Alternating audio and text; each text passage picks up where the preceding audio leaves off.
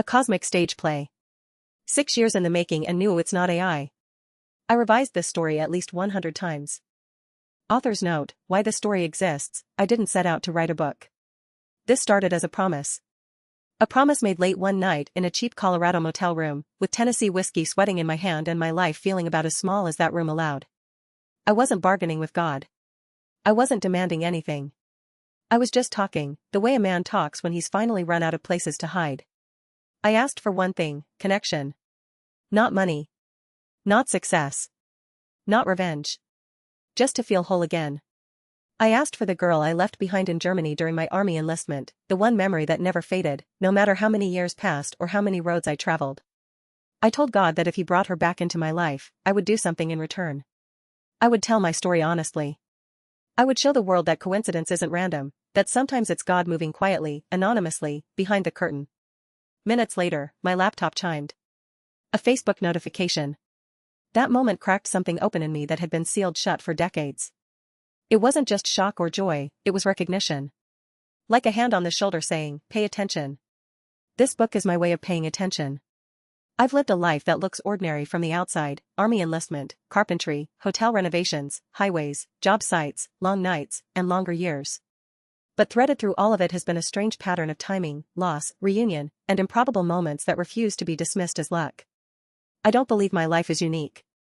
But I do believe the way it unfolded has something to say. This isn't a book about perfection. I've failed more times than I care to count. I've made bad decisions, trusted the wrong people, held on to anger longer than I should have, and carried wounds that hardened me in ways I didn't even notice until years later. This is a book about scars, and what survives them. There are parts of this story that are funny, absurd, even ridiculous. I believe God has a sense of humor, and I've been the punchline more than once. There are also parts that are dark, moments of injustice, betrayal, and violence that left marks I still carry. I don't tell those parts for sympathy. I tell them because silence protects the wrong things. Because survival changes a man in ways no one warns him about. Because exile, whether physical, emotional, or spiritual, leaves you wandering long after you've technically escaped. And because healing doesn't arrive all at once. It arrives in pieces. If you're reading this and looking for a clean moral lesson, you won't find one neatly wrapped at the end of a chapter. Life doesn't work that way. Faith doesn't either. What you will find is a pattern. Moments lining up across decades. People crossing paths at impossible times. Doors closing just to force another one open later. A bus ride in 1983. A dance in Germany. A goodbye that felt permanent. A prayer whispered into a motel room. Each one felt isolated when it happened. Looking back, they were cues in a much larger script. That's why I frame this story as a stage play.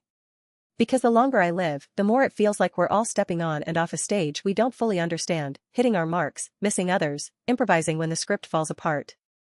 And sometimes, if we're lucky, we get a glimpse of the director. This book isn't meant to convince anyone of anything. It's meant to remind.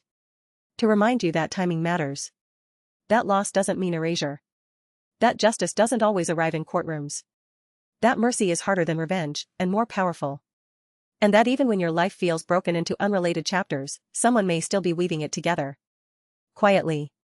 Patiently. Anonymously. If you're carrying your own unanswered prayer, I hope this story meets you where you are. Not with answers, but with reassurance that you're not as lost as you think. That the curtain hasn't fallen. And that sometimes, just when you think the story is over, it's only the beginning.